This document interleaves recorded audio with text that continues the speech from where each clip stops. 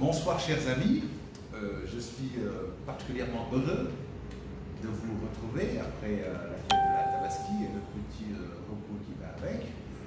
J'espère que vous n'avez pas été victime comme les bababés et les parents serrères du mouton, parce que j'en connais qui jusqu'à présent n'ont pas encore repris. Mais j'imagine qu'une bonne partie des personnes avec qui nous partageons, même si ce sont des serrères ou des bababés, sont des gens sages, donc ils ne sont pas victimes de ces choses. Voilà, bien. Donc c'est un plaisir de vous retrouver et de continuer notamment les échanges qu'on avait démarrés et qu'on va continuer plus doucement ensemble pour pouvoir, en tout cas, vous apporter, comme je l'ai dit, notre apport.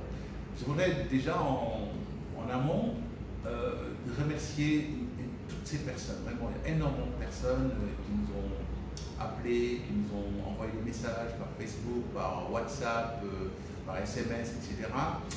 pour nous dire vraiment leur satisfaction par rapport à l'émission que nous faisons et nous faire des suggestions, mais surtout nous proposer de leur faire des thèmes. Alors, je crois que je peux citer, sans me tromper, Sophie Sarr de l'IFAS. Hein, elle fait une formation en finance à l'IFAS, je crois qu'elle est dans le master. C'est vrai qu'elle nous avait proposé de faire une réflexion, ou en tout cas une émission sur notamment le neuromarketing. J'avais demandé à Laïd Mondra de trouver une spécialiste, je crois qu'elle l'a trouvé, et que bientôt, à l'intention de Sophie et de l'ensemble des étudiants de l'IFAS et bien sûr des autres écoles, vous aurez une excellente émission sur le neuromarketing qui sera faite par une personne spécialiste des neurosciences. Je crois que vous aurez en tout cas les meilleurs soins et les meilleurs savoirs que vous irez partager. L'autre aspect, c'est que je voudrais aussi remercier M. Ali Djoum de l'ANCAR qui nous a consulté aussi pour avoir des émissions sur le marketing des produits agricoles. J'ai beaucoup aimé cette approche pour une raison très simple, parce que ce que nous faisons concerne tous les publics en réalité. Ça concerne tous les publics. Et c'est vrai qu'il y a des producteurs qui sont dans les zones rurales, qui sont des forces économiques énormes, des forces sociales énormes, qui font beaucoup de production, tout ce qu'on entend là en termes de production d'arachide, de riz, tout ça, etc. Ce sont ces braves personnes qui le font, qui sont généralement des producteurs, qui ont éventuellement des programmes d'appui sur la commercialisation et qui peut-être ont besoin d'être renforcés, d'avoir des savoirs supplémentaires. Monsieur Ali Djoum a eu l'amabilité, en tout cas, de nous envoyer des points saillants sur lesquels il voudrait qu'on échange. Vous avez vu récemment que M. Laïd Mondra a fait une émission à Kaolack avec un groupement sur notamment le marketing, avec justement ces types de cibles. Je crois qu'il choisira un jour le plus adapté pour lui et pour moi, pour qu'on puisse discuter de ces thématiques-là. S'il faut discuter sur plusieurs émissions, je le ferai avec plaisir, je m'en rendrai disponible pour ça. Et nous allons échanger et le faire. Je crois qu'il va essayer de programmer ça le plus rapidement possible. Voilà. Bien. Il y a eu d'autres demandes, en tout cas, à chaque fois qu'il y a une demande qui vient, nous essayons de la traiter le plus rapidement possible pour voir comment est-ce qu'on peut être un spécialiste, parce que l'idée, c'est pas de faire des cours, nous ne sommes pas là pour faire des cours, les gens font des cours dans les salles de classe et les profs le font très très bien, sauf que la salle de classe n'apporte pas tout, c'est comme je le dis tout le temps, quand vous sortez du bac, les savoirs, c'est 30% environnement que vous prenez à l'université ou dans les business schools, et à 70% à aller rechercher ailleurs. Notamment, c'est 40 à 50% d'expérience professionnelle qui vous permet de mieux connaître votre métier. C'est aussi 20 à 30% de recherche, notamment, et de partage d'expériences qui vous permettront de mieux vous performer, en tout cas d'être plus compétent. C'est un peu dans cette fenêtre-là que nous agissons pour vous aider, et nous restons à votre entière disposition pour vous apporter les meilleurs soins possibles. Voilà. Bien. Alors, donc je crois qu'on avait déjà discuté de plusieurs choses. On avait discuté notamment, je crois, enfin ça fait un moment maintenant, on a discuté de ce que c'est que le métier de représentant commercial, c'est un petit rappel. On avait commencé par expliquer l'historique du métier de représentant commercial, où est-ce qu'il en est, pourquoi il est devenu aujourd'hui important, c'est quoi le statut du vendeur, etc. On avait discuté de ça, quelles sont les qualités du vendeur, comment le vendeur doit faire pour vraiment remplir son rôle. Ensuite, je crois qu'on avait, dans une deuxième émission, échangé sur comment est-ce que le commercial peut faire pour être quelqu'un d'excellent, pour s'améliorer lui-même, avoir les meilleures qualités, savoir être en phase avec ses clients pour pouvoir les convaincre en satisfaisant leurs besoins. C'est très important parce qu'on a fait la distinction entre la vente relationnelle et la vente transactionnelle. La vente transactionnelle, elle est très mauvaise, elle sert à prendre l'argent du client. La vente relationnelle, c'est vraiment une relation win-win où l'entreprise gagne et le client gagne. Et ça, c'est l'approche, en tout cas commerciale, la plus adaptée aujourd'hui, et en tout cas la plus conseillée aussi. L'autre méthode étant vraiment une méthode à bannir. L'autre aspect, c'est qu'en dehors de ça, on avait parlé aussi du développement personnel pour dire, ok, c'est bien, le commercial, il faut qu'il sache comment s'améliorer. Donc, on a montré un peu comment est-ce que le commercial pouvait se battre pour savoir qu'est-ce qu'il veut dans la vie, quelles sont les exigences de son métier et de ses ambitions, faire son auto-analyse pour savoir où est-ce qu'il en est actuellement, avoir de l'automotivation pour mettre en œuvre les moyens pour se rattraper et bien sûr faire de l'affirmation de soi pour ça. Je crois qu'entre-temps même, il y a eu une ou deux émissions aussi qui ont porté sur le développement personnel. Je gage qu'un jour, je mettrai peut-être un petit document à la disposition des gens pour qu'ils puissent le télécharger, le lire et faire les tests même, notamment pour faire leur propre auto-analyse. Voilà. Je crois qu'on avait ensuite commencé à dire, ok, on a parlé du représentant commercial, c'est bien, parlons maintenant de celui qui est le plus important sur le marché, c'est le client. En tout cas, pour les offres, c'est le client. Et on avait commencé à expliquer ce que c'était les besoins du client. On a parlé de Maslow, de Freud, etc. On a parlé de beaucoup de choses. On a parlé des motivations d'achat, et ça aussi c'était très important parce qu'au-delà du besoin, l'individu a quelque chose qui le met en mouvement notamment. Et la motivation, elle peut être pour soi, comme elle peut être pour quelqu'un d'autre, ou elle peut être pour soi et l'autre. Donc il est important de le comprendre parce que ça agissait aussi dans les décisions d'achat du client. Ensuite, je crois qu'on avait discuté notamment de l'attitude, qui est un aspect facteur psychologique très important, qui en fait va filtrer tout le processus d'achat du client. Et il était important de savoir comment est-ce que l'attitude va influencer notamment la décision d'achat ou non du client en identifiant les trois niveaux d'attitude, la dimension cognitive, la dimension affective et la dimension cognitive. Voilà. Ensuite, je crois qu'on a pris aussi le temps de discuter notamment de la dissonance cognitive. Donc ça, je crois que c'était très important d'en parler. On a ensuite parlé, je crois, des freins et des inhibitions des clients, notamment quand ils sont face à un achat et qu'ils ont un dilemme. Bien. Et on avait bien expliqué que ces histoires de freins et de dissonance cognitive étaient très importantes à comprendre.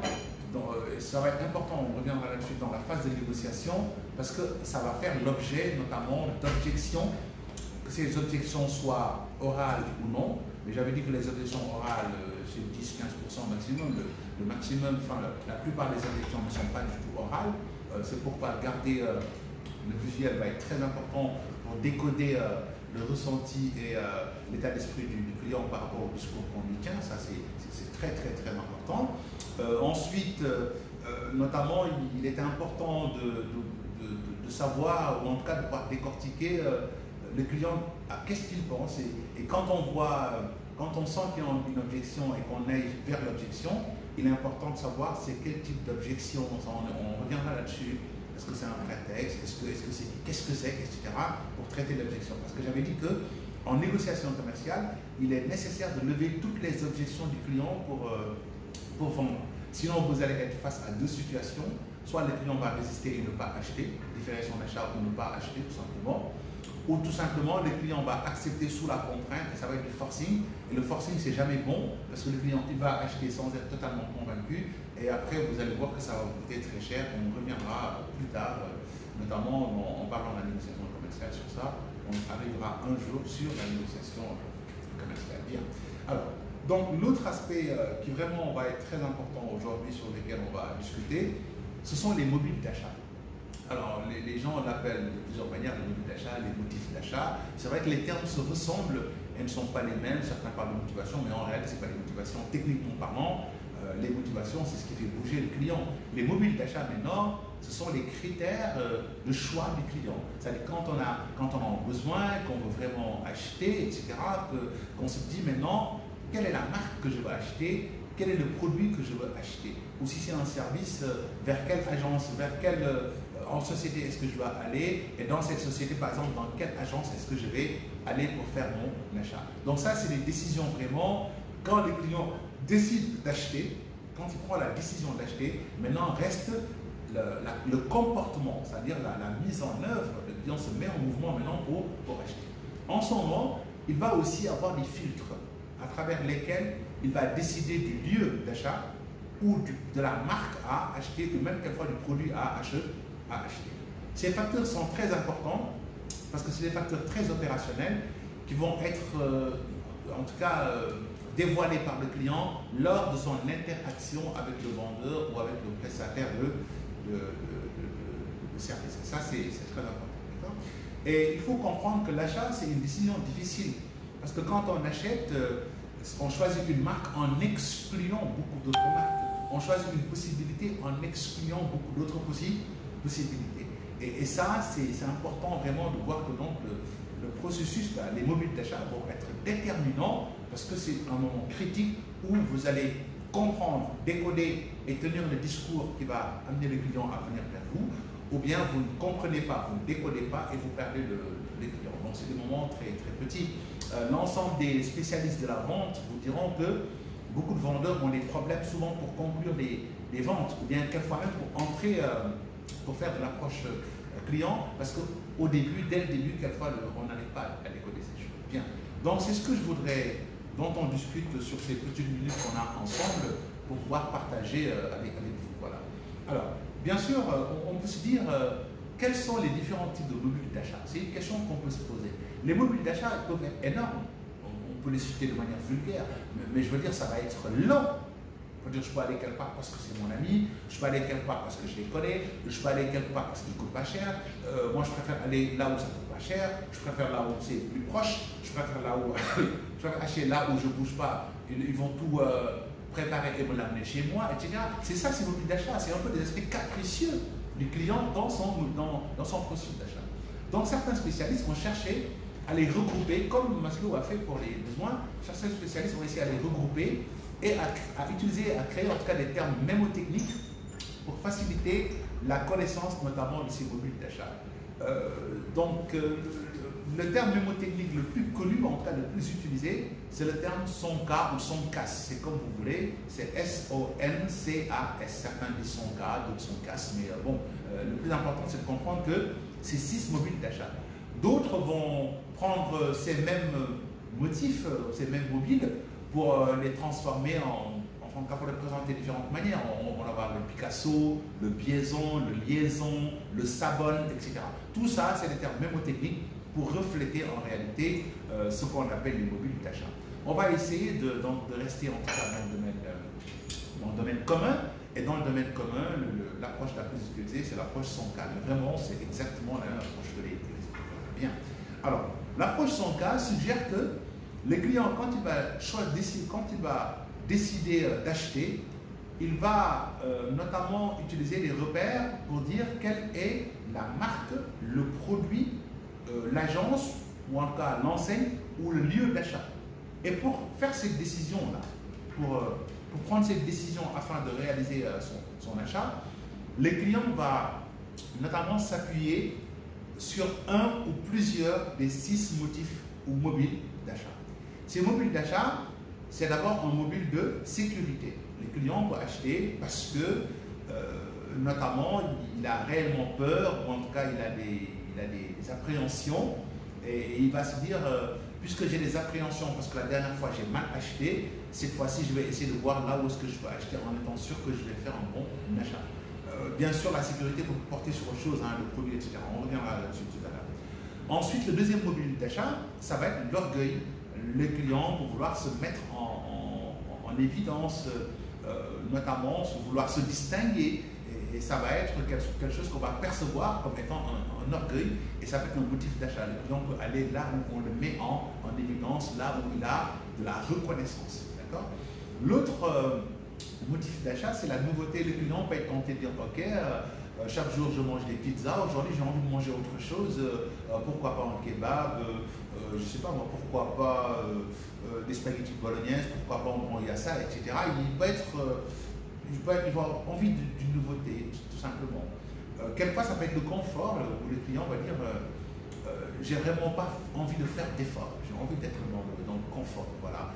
C'est par exemple le client qui s'est dit ok, j'ai envie de manger, j'ai faim, etc. Mais vraiment aller faire le rang, ensuite prendre un plat, venir tout ça, ou faire une commande, attendre d'être debout, c'est fatigant pour moi. Comme j'ai assez d'argent, je vais aller dans un restaurant gastronomique ou un restaurant à menu où je vais m'installer, on fait tout pour moi. On me sert, on me met tout et je paye et je m'en vais. Voilà.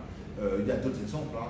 C'est par exemple aujourd'hui le cas très commun et très développé de ce qu'on appelle les ventes à.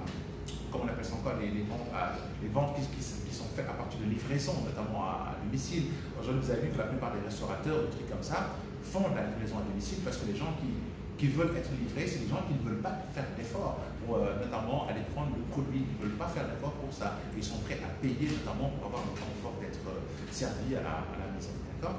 Il y en a même qui font mieux que ça, c'est dire j'ai une fête, je veux donner à quelqu'un d'autre qui organise toute la fête, moi j'ai rien à voir dedans et je paye, etc. Ça aussi, vous avez vu que de plus en plus dans les fêtes sociales au Sénégal, les fêtes familiales, de plus en plus des gens recourent à des services. Voilà. Et je crois qu'il y en a un qui me regarde et qui me dit mais monsieur Khan, vous ne faites pas, vous dépecez pas vous-même votre maison, votre mouton depuis 10 ou 20 ans. Enfin, c'est vrai, je ne dépèce pas mon mouton parce que c'est très difficile. Et comme j'ai plus ou moins 1 ou 2 sous, je vais le confier à quelqu'un d'autre pour le faire. Donc ça, c'est aussi le confort que le client peut vouloir. L'autre aspect, c'est la sympathie. Le client peut vraiment dire, écoutez, je vais acheter, mais je vais aller là où vraiment ils m'aiment bien, où je les connais bien, où j'ai des relations avec eux, où je me sens vraiment dans une atmosphère plutôt chaleureuse. Voilà. Donc ça peut être un critère de choix. Donc ça peut être l'orgueil, ça peut être du moins la sécurité, l'orgueil, la nouveauté, le confort. Alors j'ai sauté un point très important, c'est l'argent, parce que les clients vont vouloir acheter aussi parce qu'ils ont un budget limité, c'est pas parce qu'il est peintre, mais il a un budget limité pour l'achat qu'il veut faire, et en ce moment-là, il va rechercher là où ça coûte le moins cher, ou là où il y a le meilleur rapport qualité-prix. Donc ça, c'est l'aspect argent, et le 6e aspect, c'est sympathie. Donc, sécurité, orgueil, nouveauté, confort, argent, sympathie. Je crois qu'on a bien maîtrisé les 6 éléments notamment de son cas. Alors, concrètement, comment est-ce qu'il faut s'y prendre? Quand on est devant un client, notamment qui veut acheter, parce qu'il vient chez vous, dès l'entrée, vous devez rechercher notamment à avoir un processus d'identification du type de client et de pouvoir vous adapter au client.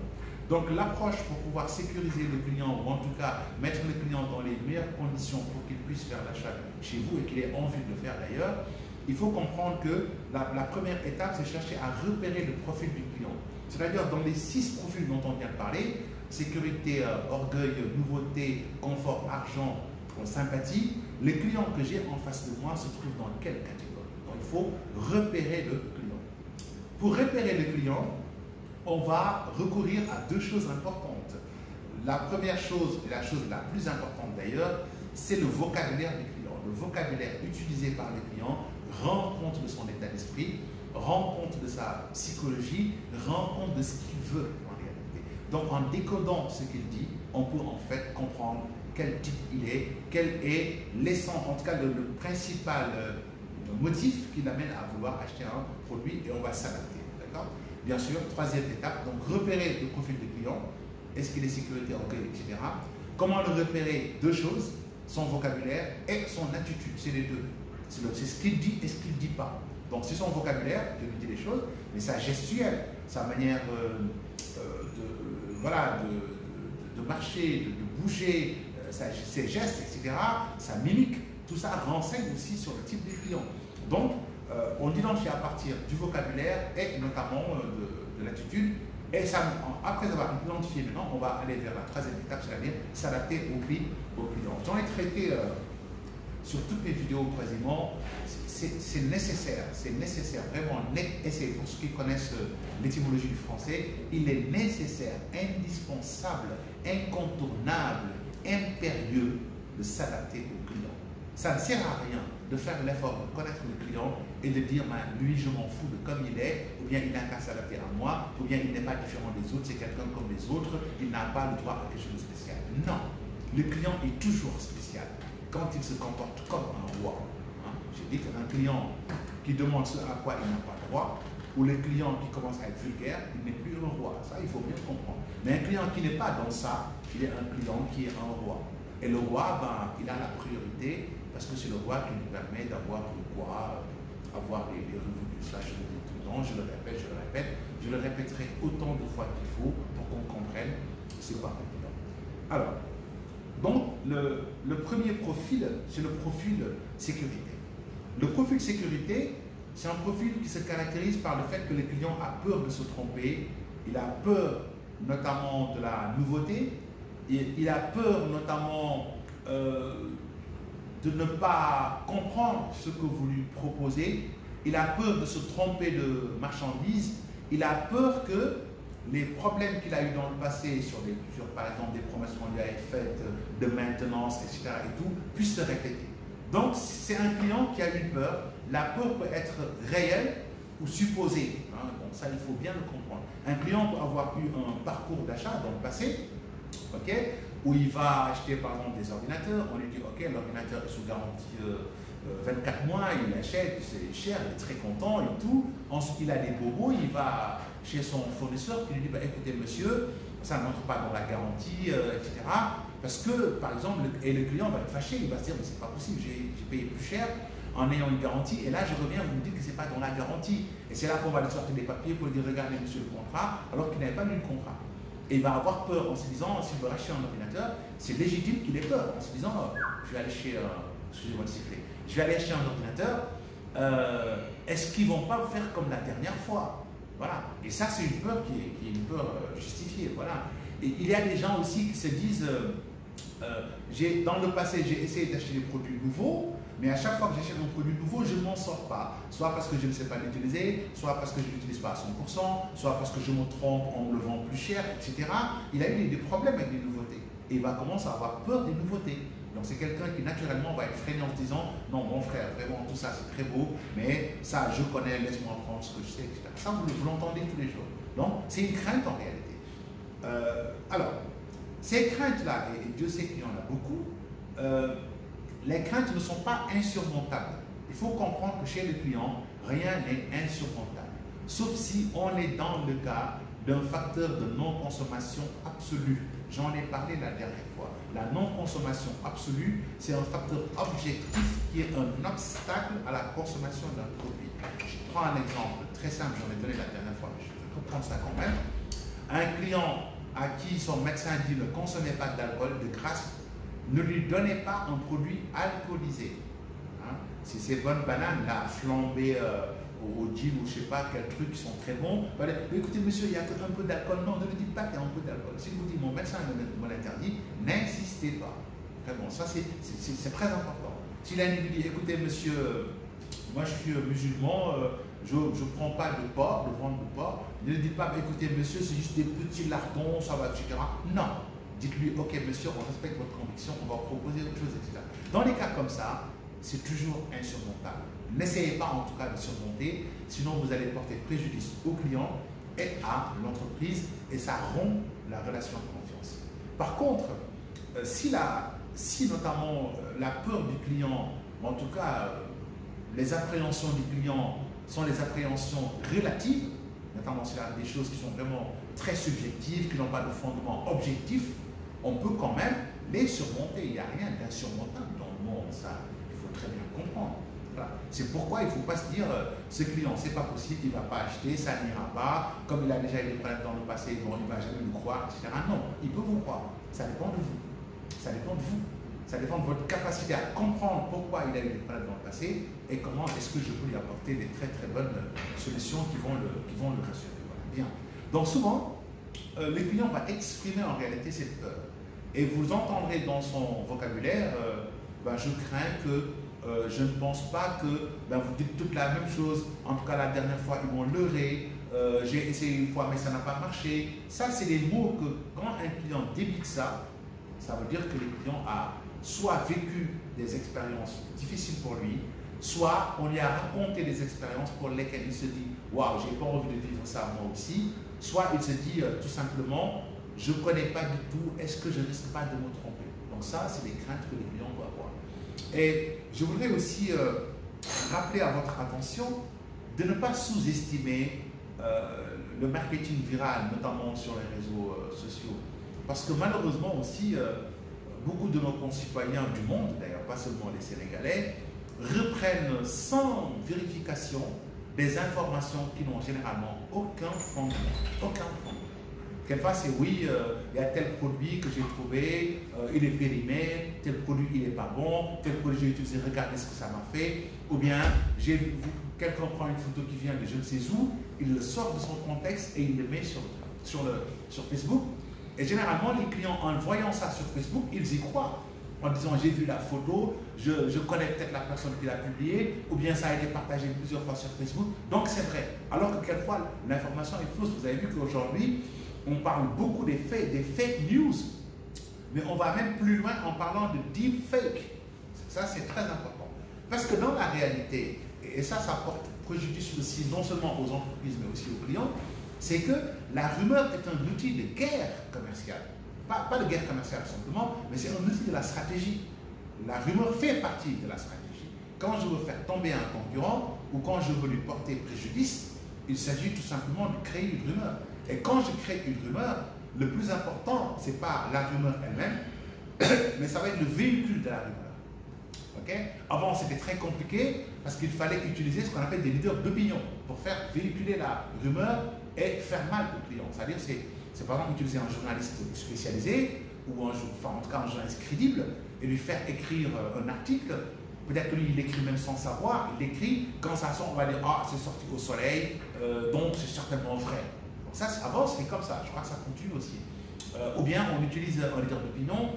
On va utiliser, par exemple, je ne sais pas, un Laïb Mambasek qui est très apprécié des étudiants, qui va dire bah, « Moi, Laïb Mambasek, j'ai vécu telle expérience, donc c'est pas vrai, etc. et tout. C'est un mauvais produit. » Et là, les gens peuvent penser que c'est vrai, alors que Laïb Mambasek aurait peut-être été porté induit en erreur. Voilà. Mais maintenant, il y a pire que ça. Il y a le média électronique, il y a l'Internet, où il n'y a personne, mais tout le monde en parle. Il n'y a personne, mais tout le monde en parle. Et quand tout le monde en parle, on commence à se dire, c'est quand même vrai, il n'y a pas de fumée sans feu. Donc il faut aussi qu'on fasse très attention dans les posts que nous faisons sur les réseaux sociaux, parce que quelquefois on contribue à la guerre de quelqu'un d'autre sans le savoir. Et généralement aussi, il n'est pas très conseillé, en tout cas moralement parlant, de colporter des informations pour lesquelles, très sérieusement, on n'a pas de preuves. Et je salue à l'occasion l'initiative de Africa Tech. Je ne les connais pas du tout. Je les vois de temps en temps sur mon fil Facebook. Et je suis très heureux de voir qu'au moins certains journalistes se sont mis à dire on va essayer de décortiquer le vrai du faux. Si beaucoup d'autres organisations peuvent le faire, si les journalistes eux-mêmes peuvent le faire, si certains internautes tout simplement décident de le faire, parce que d'autres médias le font, j'ai pas envie de citer le nom, je crois que ça aiderait tout le monde à pouvoir délier le vrai du faux, ou en tout cas la graine de l'ivraie. Voilà. La bonne graine de l'ivraie. Alors, donc, le client peut avoir peur. Et cette peur peut être complètement justifiée. Mais il faut aller se dire pourquoi il a peur. Pourquoi il a peur, comme je l'ai dit, c'est dans son langage qu'il va vous dire. Pourquoi il a peur, c'est dans son attitude. Quelquefois, le client, il ne va pas vous le dire. Mais il va faire des gestes. Donc, ça va être, vous parlez au client en lui disant, oui, monsieur, bon, je comprends, c'est pas la peine de m'expliquer, j'ai déjà eu des clients qui ont des problèmes comme ça. Il commence à lire, il commence à regarder son téléphone, il commence à changer de position, etc. C'est-à-dire qu'il est dans une position de défiance, une position de repli. Et ces positions-là, en parlant un peu, c'est un peu de la PNL. Quand les clients vous lui parlez, il est dans une position de repli, il est dans une position de fuite, ou il est dans une position de rejet, ou en cas une position de défiance, il ne vous parle pas, mais il est en train de vous dire « je ne suis pas d'accord avec vous ». Si vous ne décodez pas ces gestes-là, vous ne comprendrez jamais que le client est en train de vous dire « je ne suis pas d'accord, c'est pas vrai ». Donc il est important de comprendre les gestes, voilà. De la même manière, quand vous parlez à quelqu'un et pendant que vous lui parlez, il est en train de regarder en haut, il est en train de regarder en bas, etc., c'est qu'il est en train de se dire, de réfléchir. Est-ce que je dois accepter ou pas ce qu'il me dit parce que je ne suis pas vraiment D'accord. Quelquefois, vous lui parlez de grand en bas en se disant, il raconte que des cracks, ce gars-là. Voilà. Donc tout ça, c'est les aspects qu'il faut bien décortiquer et comprendre, notamment dans la gestuelle, dans la mimique du client. Quelquefois, notamment, c'est autre chose. Il va faire des signes de la bouche, etc. Nous tous, on connaît ces signes-là. Et pourtant, ces signes, culturellement, les significations. Mais quand on ne regarde pas les clients, on ne peut pas le voir. Donc, autant le verbe du client que son attitude, ses comportements peuvent nous renseigner sur son état d'esprit, ou en tout cas sur qu'est-ce qui en réalité le motive ou qu'est-ce qui constitue un frein. Et ça, c'est très important d'identifier. Et quand on identifie la crainte du client, il s'agit tout simplement de s'adapter notamment au client. S'adapter au client, c'est quoi? C'est lui apporter les réponses qu'il veut et qui sont des réponses aussi correctes. C'est très important. Parce que si les clients ne voulaient plus, par exemple, les clients qui a acheté un ordinateur et qui a eu des problèmes avec l'ordinateur, s'il ne voulait plus, s'il avait tellement peur des ordinateurs qu'il ne veut plus en acheter, il ne fera jamais l'effort d'aller dans un point de vente. Donc quand il vient dans un point de vente, en disant ses problèmes, il faut particulièrement l'écouter et essayer de le comprendre, parce que son discours, ça va être « Ok, j'ai acheté la dernière fois un ordinateur avec une garantie, j'ai été très mécontent parce que ce n'était pas clair, parce que j'ai été dupé dans mon esprit, je suis venu chez vous pour une raison très simple. Qu'est-ce que vous pouvez faire qui puisse me rassurer que ce que vous me promettez, ben, vous allez le faire ?» C'est en fait ça le discours. Et si vous comprenez ça, vous pouvez maintenant pouvoir adapter votre argumentation commerciale par rapport au client pour le rassurer, en utilisant des arguments. J'avais dit la dernière fois que le mensonge, la vente ne s'accommode pas du mensonge. Je le dis, je le redis, je le redis. La vente ne s'accommode pas du mensonge. Sinon, on vous prendra, vous en faites pas. Et aujourd'hui, avec les réseaux sociaux et tout, on va prendre très facilement. Donc, il y a un truc très facile. C'est qu'on dit au client ce qui est faisable. On met en valeur son produit, on lui explique ce qui est faisable. Mais on va aussi gentiment lui essayer de lui expliquer ce qui n'est pas faisable. Voilà, ce qui n'est pas faisable. Et ça, quelquefois, le client le comprend. Le client n'est pas bête. Le client, c'est quelqu'un d'intelligent, qui est un être humain, qui sait où commence une possibilité et où s'arrête une possibilité. Le client n'est pas bête. Voilà. Par exemple, j'ai pris l'exemple d'une garantie, c'est fait à dessein. Parce que dans plusieurs entreprises qui vendent des produits et biens d'équipement généralement, ils vont argumenter de manière très importante sur la garantie. Oui, nous avons la meilleure garantie, on a une garantie de 2 ans, si vous avez un problème, on peut même aller venir le prendre, etc. Tout ça pour amener les clients à dire « Ok, je suis partant » et le client signe et achète. Et on est content. Ça, c'est la vente transactionnelle. Et derrière, qu'est-ce qui se passe? C'est qu'on n'a pas fait le plus important. Le plus important, c'est donner au client l'étendue de la garantie. Parce que la garantie, c'est quoi? C'est une garantie de pièces, c'est une garantie main-d'œuvre, c'est une garantie de rechange, etc. C'est très important d'expliquer au client l'étendue de la garantie. Et ça, vous n'êtes pas obligé de le faire avant la conclusion. Vous pouvez expliquer au client le produit, la garantie, c'est quoi, etc. Quand le client signe ou pendant qu'il est en train de signer, vous pouvez l'expliquer maintenant ou avant qu'il ne signe, vous pouvez lui expliquer l'étendue de la garantie, en lui montrant la pertinence notamment de l'étendue de la garantie pour que lui-même essaye de faire ce qu'on appelle de la maintenance préventive. C'est-à-dire que lui-même, il va savoir que par exemple, mon ordinateur, si je le branche directement sur tel type de réseau et qu'il se casse, c'est moi qui perds. Il va commencer à faire attention. Et là, vous pouvez le conseiller en lui disant, bah, écoutez, je vous propose d'acheter tel truc ou d'acheter, je ne sais pas moi, il y a des appareils qu'on achète pour éviter de... etc. Et tout ça, ça peut même amener le client à faire des achats supplémentaires. Parce qu'il va se dire, ah, c'est génial, parce que lui, il m'apporte au moins une solution globale qui me permet de ne même pas avoir de panne, de ne pas avoir de problème, notamment. Et il m'a clairement dit aussi qu'est-ce qui est pris en charge, qu'est-ce qui n'est pas pris en charge et dans quelles conditions. Donc ça, c'est important, on s'adapte et on règle le problème du client. Et bien sûr, on l'amène à décider d'acheter. Voilà. Deuxième mobile, ça s'appelle le mobile d'orgueil. C'est vraiment la volonté de paraître, ça s'appelle la volonté de dominer, ça s'appelle la volonté de se différencier, ça s'appelle la volonté de se mettre en avant.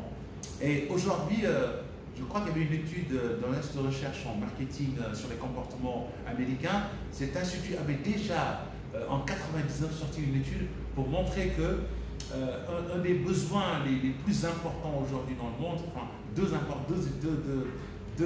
besoins sont très importants dans le monde et vont se développer dans le futur, il le disait en 1999, c'est le besoin d'appartenance et le besoin de paraître, c'est-à-dire le besoin d'expression de soi, le besoin d'auto-expression, le besoin d'expression de soi. Et ça, c'est aujourd'hui le cas. On est dans un monde où on se dit où est-ce qu'on va. Moi, je sais que par exemple, il y a 10 ans, il y a 15 ans, j'ai mis beaucoup de temps à comprendre certaines choses.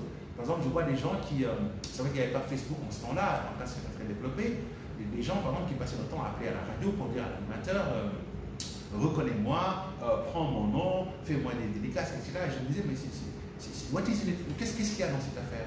Qu'est-ce qu'on va gagner si on dit mon nom, si on me donne une dédicace, qu'est-ce qu'on y gagne? Je ne comprenais pas ça. J'ai compris plus tard. Et c'est après que j'ai fait la relation en disant, c'est vrai, aujourd'hui, bêtement, chacun a envie d'être une star. Chacun a envie de se faire connaître. Chacun a envie de pouvoir être quelqu'un qui compte. Okay? Et vous remarquez vous-même que certaines personnes se sont créées de toutes pièces, par exemple, sur Internet. En n'étant pas des gens spécialisés quelque chose, en n'étant pas des gens qui ont une compétence ou en tout cas des performances ou une stature particulière, qui ont cherché à faire du buzz et se faire connaître. Comme ça. Pas parce qu'ils veulent gagner de l'argent, mais il y a des gens qui le font tout simplement parce qu'ils veulent émerger du lot. Ils veulent dire, bah, écoutez, moi aussi, je fais partie des gens qui sont connus, ou en tout cas j'ai du buzz, j'ai beaucoup d'amis sur Facebook, j'ai beaucoup de likes, etc. Et beaucoup de gens disent, oui, j'ai beaucoup de ça. Donc ça, c'est des choses qui arrivent. C'est humain. Mais comme je l'ai dit, nous, notre travail n'est pas un travail moral sur les gens. On n'est pas là pour dire aux gens, voilà ce qui est bien, ce qui n'est pas bien, etc. Voilà. Donc, souvent, dans le discours, vous allez entendre quelqu'un qui va dire « Oui, mais c'est pas la même chose. Non, moi, j'ai jamais fait ça. Ben, moi, j'ai voyagé aux États-Unis en truc. Ben, j'ai vu ça ailleurs. C'est la première fois que je vois quelqu'un me parler comme ça. Mais pourquoi vous ne saviez pas? Mais ça fait longtemps que j'attends. Qu'est-ce qui se passe ici? J'ai l'impression que c'est pas, on ne vous a pas formé, vous, etc. » Ça, c'est un langage un peu très hautain. Et c'est les clients qui, dans son expression, montrent qu'il est différent des autres, qu'il n'est pas comme les autres, qu'il doit être traité différemment parce que lui, il est important, il n'a pas de temps à perdre, il doit être traité de manière importante, il ne doit pas être mis à côté des autres, etc. C'est ce qu'il veut montrer. Bien sûr, la meilleure attitude, enfin, dans les comportements, ou en tout cas dans l'attitude, dans les comportements, c'est quelqu'un qui va faire des grands gestes, qui va crier, qui va regarder à gauche et à droite, qui va rappeler qui il est, etc., qui va se promener pour dire « Ouais, mais j'attends, mais c'est pas possible, on perd du temps ici, etc. » Ça, on le voit dans son attitude. Vous le savez tous. Et à mon avis, c'est des facteurs importants parce que ça vous permet d'identifier quel type d'individu en face de moi. C'est quelqu'un qui a besoin qu'on puisse satisfaire son besoin d'orgueil. Et c'est très simple. Quand un client a besoin d'orgueil, donnez-lui de l'orgueil pour s'adapter. C'est très simple. Quand quelqu'un dit, écoutez monsieur, ça fait longtemps que j'attends, j'ai pas beaucoup de temps, j'ai les réunions, j'ai les gens qui m'attendent dans mon bureau, j'ai les chèques à faire, il ne faut pas me faire perdre du temps. Ne le dites pas, monsieur, vous n'êtes pas le seul, il y a d'autres gens qui sont là et qui sont plus importants que vous. Ne dites pas ça. Ne faites pas ça. Ne laissez même pas les clients de remettre à sa place. Parce qu'à fois, il y a un autre client qui va dire, écoute, tais-toi parce que moi je suis plus important que toi, j'ai les gens et je suis là à attendre. N'entrez même pas dans ce jeu, ou ne dites pas, oh, enfin quelqu'un qui a 10 ans, etc. Non, n'entrez pas dans ce jeu. Quand un client dit qu'il est important, montrez-lui qu'il est particulièrement important. Dites-lui qu'il est spécial, dites-lui qu'il est divin, ou qu'elle est divine. Faites-lui comprendre ça dans votre langage. Parce que la satisfaction attendue de quelqu'un qui se comporte comme ça, c'est pas d'avoir exactement tout de suite ce qu'il veut. C'est qu'il ait la reconnaissance qu'il est important. Dites-le lui, montrez-le lui. Montrez-lui qu'il est quelqu'un d'important, qu'il est quelqu'un à qui on doit montrer une attention particulière. C'est très important. Voilà. Quand quelqu'un, je prends l'exemple très simple, montre, oui mais bonjour, oui mais écoutez monsieur, moi ça fait 5 minutes que j'attends. 5 minutes c'est beaucoup pour moi. Je perds un temps fou pour ça. D'ailleurs, je n'ai pas l'habitude de venir ici, mais je vois que ça prend énormément de temps. Prenez la peine de lui dire, pardon monsieur, comment allez-vous, ça va? C'est vrai qu'on vous avait pas... On n'a pas fait très attention à votre présence, voilà. Pour nous, c'est un grand honneur déjà que vous veniez là. Souvent, vous envoyez quelqu'un pour venir faire le travail. Ah oui, vous devez être quelqu'un de très occupé. Voilà. Généralement, ça se passe rapidement, mais aujourd'hui, on a un peu de flux. Mais je vais demander à nos opérateurs d'aller particulièrement vite pour qu'on puisse satisfaire. C'est vrai que j'imagine qu'il y a beaucoup de gens qui dépendent de vous et on va s'occuper de ça pour que vous puissiez être très rapidement. Voilà. Vous devriez vous installer. Voilà. Je crois que c'est assez confortable. On va s'occuper de vous très rapidement. Je m'occupe personnellement. Voilà. Et même s'il le faut, faites un geste vers les caisses pour dire faites vite, etc. Même si vous ne parlez pas, montrez-lui que voilà. Et là, il va être assis. Il va attendre jusqu'à son tour, même si c'est 30 minutes. Il se dira que l'important, c'est qu'ils ont reconnu mon statut. C'est comme ça qu'on fait. Et c'est très très simple. Mais si vous ne le faites pas en disant, monsieur, pardon, vous êtes comme les autres, etc., vous n'aurez pas réglé le problème du client, il ne va pas acheter chez vous, il va dire du mal de vous, il va casser l'ambiance et il va générer un bouche à oreille négatif. Et ceux à qui on va raconter ce qui s'est passé là-bas, ils n'ont pas assisté à la scène et ils vont avoir un jugement négatif ou ils vont aller faire des posts sur Facebook. Donc, je crois qu'il est très très important pour vous de faire attention parce que généralement, vous l'avez remarqué, quand un client se plaint sur Facebook, souvent les gens viennent pour dire c'est pas vrai, mais les gens n'écoutent jamais celui qui dit c'est pas vrai, ils écoutent toujours celui qui s'est plaint. Donc ça aussi, c'est à vous de comprendre ça. C'est pas sénégalais, hein, c'est international, c'est comme ça que ça se passe partout. Voilà. L'autre aspect, c'est que le client, quelquefois, il veut de la nouveauté. Voilà, il va vous dire, oh, vous êtes ringard. Oui, pardon monsieur, oui, je regarde le téléviseur. Oui, mais monsieur, on a des 4K, excusez-moi, c'est vraiment mon 4K, c'est très bien. Moi, je viens des États-Unis où j'ai laissé un téléviseur 8K avec notamment 150 pouces dans mon salon, c'est ce que j'ai. Je veux juste voir une télé qui peut me satisfaire parce que je suis à l'état pour 6 mois, voilà, les 4K, etc. Ne soyez pas à dire, mais non, monsieur, au Sénégal, c'est les 4K qui sont top, etc. Tel ministre en a, tel DG. Ne faites pas ça. Parce qu'il est en train de vous montrer que je suis quelqu'un de très hit, quelqu'un qui code très bien et quelqu'un qui achète les choses qui sont à la dernière mode. Quelqu'un qui est vraiment dans le vent. Donc, s'il vous dit j'ai 8K, vous avez les 4K, peut-être que 4K c'est le truc le plus top au Sénégal, lui il est plus top que vous, il connaît mieux que ça, il en a ailleurs. Donc, commencez par vous rabaisser en disant écoutez, monsieur, très sérieusement, c'est un plaisir pour moi de rencontrer quelqu'un, parce que les 8K, c'est vrai que je vois ça sur internet et tout, j'ai jamais vu ça, mais c'est vrai que des téléviseurs particulièrement magnifiques, hein, voilà, la qualité d'image et tout. Et là, laissez-le déverser ce qu'il veut, parce qu'il a envie de montrer qu'il sait un connaisseur. Laissez-le déverser. Et montrez-lui à quel point vous êtes impressionné par sa connaissance.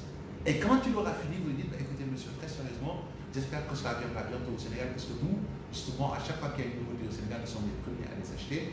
Et je crois que nous pourrons même prendre vos contacts pour voir comment est-ce qu'on peut trouver un fournisseur aux États-Unis pour être les premiers à proposer ce modèle au Sénégal, parce que nous sommes très à l'avant-garde. Voilà. Mais pour l'instant, c'est vrai que j'ai vu sur internet que c'est très très beau. Mais aujourd'hui, vous avez des qualités d'image particulièrement belles. Je crois que vous les connaissez déjà. Laissez-moi juste vous montrer des images. Je vous mets quelle émission que vous préférez, monsieur. Je vais vous le mettre tout de suite, vous allez voir et vous allez juger vous-même de la qualité d'image. Vous allez regarder. Ah oui, c'est pas mal, etc. Oui, enfin, quand je vais prendre ça, il va le prendre. Pourquoi? Parce que vous avez tout simplement accepté que c'est quelqu'un qui est très in, qui en sait peut-être plus que vous, et vous avez accepté ça. Tant que c'est réglé dans son esprit, ben, vous allez pouvoir passer aux choses sérieuses, c'est-à-dire vendre votre produit. Voilà. Donc ça, c'est vraiment des choses très importantes. Quand le client dit c'est, ne lui dites pas que je sais mieux que vous, etc. Si vous demandez quelque chose que vous n'avez pas, il dit que je sais, vous lui dites que vous savez, mais vous ne pouvez pas lui offrir, ça ne sert pas à grand-chose. L'autre aspect qui est très important, c'est le confort. Le client peut être un client confortable, il va dire ok, moi je veux un truc où j'achète, je suis tranquille, je n'ai pas de soucis, je ne veux pas être fatigué, je n'aime pas les problèmes, voilà, je suis un peu fatigué, je n'aime pas me déplacer, je n'aime pas les va-et-vient, etc. C'est quelqu'un qui n'aime pas ces choses-là. Généralement, c'est quelqu'un qui va être livré, qui va être installé, des trucs comme ça, que ce soit les produits alimentaires ou non alimentaires. Donc ça aussi, à mon avis, il faut identifier ce que le client veut. Quelquefois, les clients, quand il vient, je prends l'exemple très simple, quelquefois le client peut être un client à la fois orgueil et confort. Voilà, parce que les deux sont quelquefois liés. Bien, oui, j'apprends beaucoup, etc. Et tout. On peut dire, écoutez, monsieur, vraiment, vous êtes un client très important pour nous. Et c'est vrai que vous venez faire le rang, quelquefois ça peut être incommodant pour vous. Mais nous avons une solution, par exemple, de paiement à distance. Et on vous livre chez vous. OK? Ou bien si c'est les factures, écoutez, monsieur, on a d'excellents systèmes de paiement qui sont très automatisés. On les fait dans les conditions les meilleures vraiment du monde. Et en général, pour les personnes de votre stature, c'est ce qu'on leur propose. Et il va dire, écoutez, je veux bien voir ça. Et généralement, même si c'est cher, il va se dire, écoute, moi ça me satisfait, je ne vais pas perdre du temps là-bas, et on va me l'amener, je vais faire un cas. Voilà. Ça aussi, il faut vraiment y réfléchir. D'autres cas aussi, c'est des clients qui veulent acheter des produits ou des services, mais qui ne veulent pas, après, travailler sur la maintenance. Quand je vais acheter une voiture, mais je n'ai pas envie, quand j'ai un problème, d'aller chercher des pièces détachées, couler derrière les mécaniciens, etc. Donc c'est quelqu'un qui va avoir un contrat de garantie. D'accord? C'est des gens qui veulent dire, ok, cette maison à louer là, moi je veux bien la louer, elle est très très belle et tout, etc. Mais bon, quelquefois il y a des risques d'incendie, il y a des casses possibles, etc. Et moi j'ai pas envie que ça m'arrive parce que j'ai des enfants, ils sont très turbulents, etc. Ce gars-là, il a besoin d'un contrat d'assurance. Mettez-lui un contrat d'assurance. Proposez-lui ça pour pouvoir le mettre dans les meilleures conditions. Bien. Alors, L'autre aspect maintenant, c'est les clients argent. Alors, le client argent, c'est le client qui se passe son temps à négocier, ou bien qui cherche à négocier en tout cas, pour que le prix soit diminué en réalité.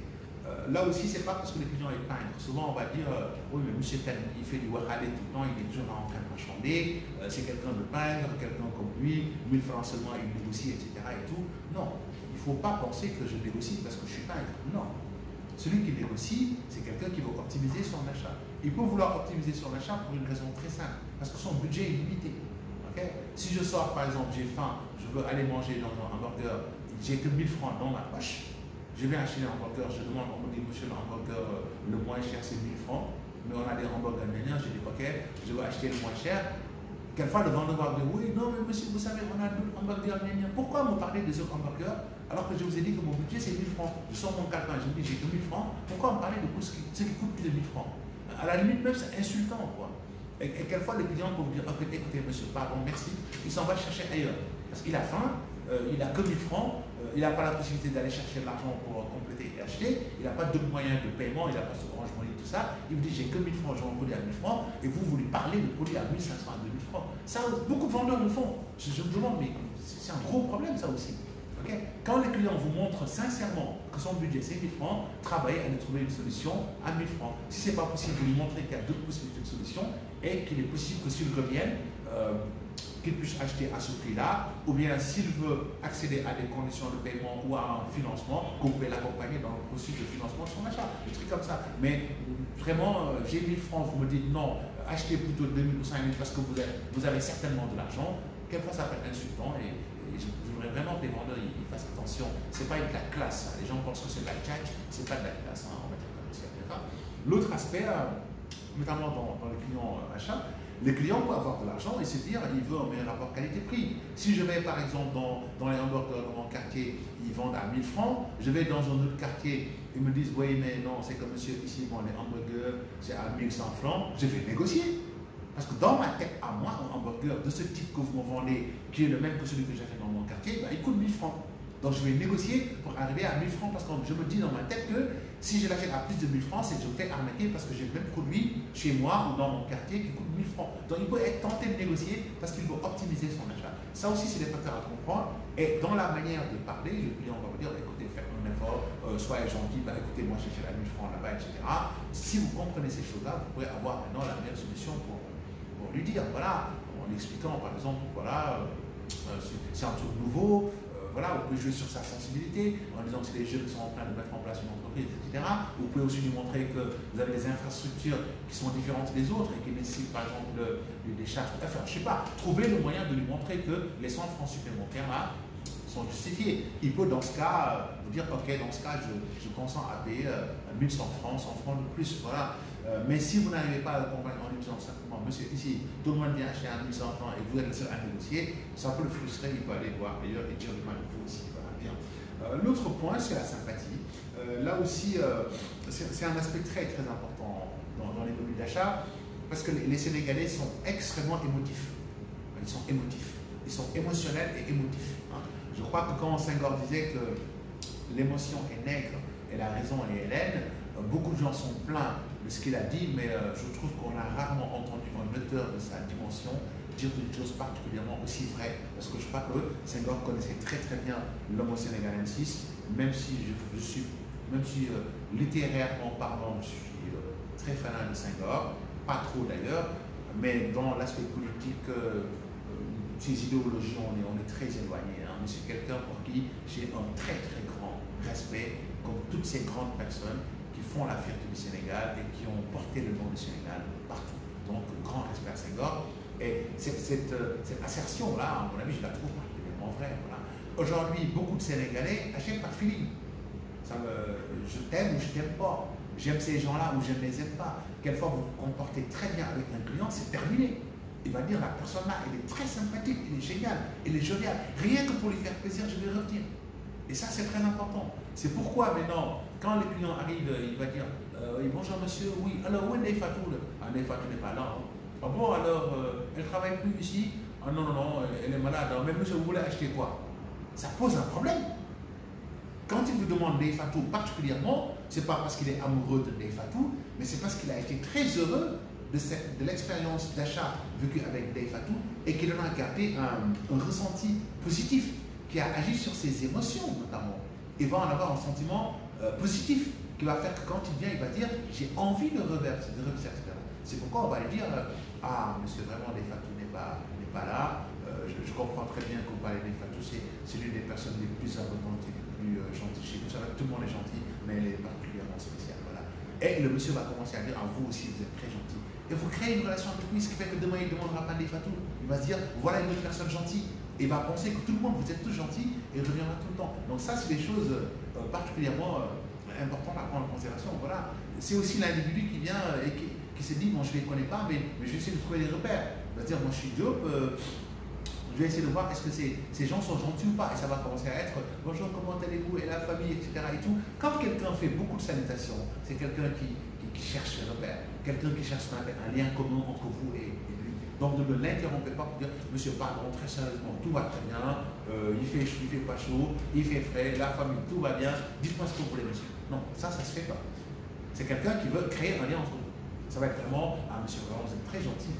Ça va très très bien vraiment à la pluie, tant si c'est tant si vous avez vu, hein, mais je crois qu'il y a beaucoup de problèmes dans la zone là. Tardez un peu de temps, parce que c'est un client pour une première fois.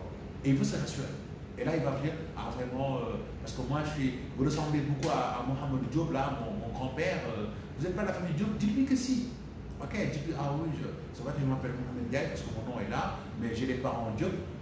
Et c'est vrai qu'on m'a dit qu'à Bellefeuille, on a des parents Diop, je ne suis jamais allé, et c'est un honneur pour moi de rencontrer quelqu'un qui fait partie de la même famille. Voilà. Et là, il va se rassurer. Ils sont fous de savoir si c'est vrai ou pas. Mais l'idée pour lui, c'est que je trouve quelqu'un avec qui j'ai des atomes crochus, j'ai un lien commun, et ça va commencer à être. Donc, désormais, de mon neveu, je dis désormais, j'ai un oncle, et ça crée un feeling positif qui va faire que les clients, à chaque fois qu'il voudra acheter, il va dire je vais acheter chez mon neveu, il va recommander à des gens de venir chez vous, alors que vous n'avez aucun lien de parenté, mais dans sa tête, il y a un lien affectif qui s'est créé entre vous, et ça, c'est des facteurs très, très importants. Maintenant, il va de soi que quand les liens affectifs, ou bien en cas des liens que les clients veulent apporter, dépassent notamment les relations commerciales normales, du genre je veux que tu sois mon petit ami, je t'aime bien, est-ce que je peux t'inviter, etc. Ou bien tu es un job, etc. Ce serait bien qu'on soit, etc. Là, on n'est plus dans la relation commerciale. Ça, c'est des types de sympathie qu'il ne faut pas du tout développer. Il ne faut pas être amer non plus, il ne faut pas être désagréable, mais il faut être ferme. Parce que le client, il sait quand vous êtes ferme. Et il sait changer son discours et s'adapter quand vous affichez une fermeté tout en gardant un petit sourire malin. Ça, tous les clients le comprennent notamment bien. Donc, c'est essentiellement ce que je voulais partager. J'ai pris plus de temps que je ne le voudrais. J'espère que les échanges ont été fructueux pour vous.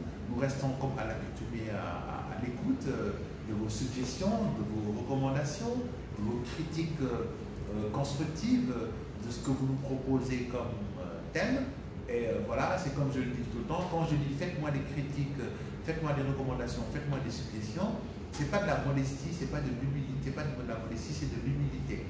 Parce que je ne suis pas du tout modeste. Ceux qui me connaissent savent que je ne suis pas du tout modeste, je déteste la modestie, parce que je pense que je ne suis pas petit aussi. Voilà. Par contre, maintenant, je suis très humble, c'est-à-dire je sais me rabaisser devant les gens plus grands, je sais me rabaisser devant mes erreurs, je sais que quelle que soit la position où je suis à 1000 lieues, c'est-à-dire que dans le domaine où je suis, il y a des gens qui sont 1 million de fois meilleurs que moi. Je le sais, j'en suis conscient. Et j'essaie de me rapprocher d'eux tous les jours. Et vos critiques, vos suggestions, vos recommandations me permettent à chaque fois de m'améliorer. Et vous n'imaginez pas tout le bien que vous pouvez me faire. Parce que je crois que dans cet échange qu'on est en train de faire, je suis le grand gagnant. Et je voudrais encore vous remercier pour toute votre sympathie, l'écoute, le temps que vous nous accordez, le suivi, les messages, la gentillesse. Vraiment, je suis particulièrement heureux et fier en tout cas de cela. Voilà. Bien. Donc je voudrais terminer en souhaitant chacun une très très belle soirée, notamment, mais aussi en encourageant les choses que je vois sur les réseaux sociaux. J'ai vu que Youn Tamit, avec l'excellent Malansar, a fait une émission récemment sur la discipline au Sénégal. Ça, c'est des choses, je crois qu'il faut partager et écouter. Et je crois qu'il avait même dit que ce serait bien que chacun fasse une vidéo pour montrer comment est-ce qu'il faut développer la discipline. Ça entre dans le même cadre des Clean Challenge. J'ai adoré voir dans les quartiers les jeunes qui sans aucun appui se battent pour rendre leur quartier propre, beau à vivre, etc. Et ça, c'est des initiatives citoyennes qui sont énormes. C'est comme ça que l'on développe un pays. Et je me rends compte que chaque Sénégalais se dit qu'il a une parcelle du pouvoir. Parce que quand vous rendez propre votre quartier, c'est quelqu'un qui se rend compte qu'il peut agir, qu'il a un pouvoir. Et vous allez voir que tout le monde vous remercie, tout le monde est content de vous. Les gens prennent des photos de votre quartier et disent que vous êtes gentil. Et ça, c'est des actions politiques extrêmement fortes qui, quelquefois, ont 1000 fois plus de portée que les actions même du gouvernement. Soyez conscients de ce pouvoir-là. C'est très important. Dénoncer, c'est bien. C'est même très, très bien. Parce qu'il faut améliorer. Se plaindre, c'est bien. Mais tout le temps, je dis, il faut poser les problèmes, mais envisager les solutions. Toujours. Voilà le problème, voilà la solution. Dans la solution, est-ce qu'il y a quelque chose que moi, je peux faire à mon niveau, même si c'est ça, faites-le, en attendant que les autres fassent plus grand. N'attendez pas que les autres fassent bien. Je lui souhaite beaucoup de courage, je l'encourage, et je voudrais que aussi chacun d'entre vous essaie de l'appuyer, parce que c'est une action gratuite en réalité, par les partages, par les échanges, etc. Remercier aussi l'Hôtel Colonia et M. Chama Traoré, le PDG, pour qui on n'a pas assez de mots pour les remerciements, mettre un personnel à notre disposition, nous donner ce café particulièrement délicieux, nous servir cette belle eau casamançaise, naturelle, sénégalaise, comme d'ailleurs les autres eaux, hein. Comme je le dis, on n'est pas là pour faire de la publicité, c'est pas notre job, on n'y gagne absolument rien, et on n'est pas là aussi pour ça, mais on peut dire quand même ce que nous pensons des services que nous rendons, et en tant que spécialiste, en tout cas du service, je suis particulièrement satisfait du service notamment de Colonia. Voilà. Je voudrais vous remercier, vous passez une très très belle soirée, à très très bientôt, les mardis. Hier c'était un peu raté, on ne vous dira jamais pourquoi, mais certainement que le mardi prochain on sera au rendez-vous le même jour, le mardi, parce que ça m'est attribué maintenant, et à la même heure. Voilà. Je vous embrasse tous et passez une très très belle soirée. À très bientôt. Merci.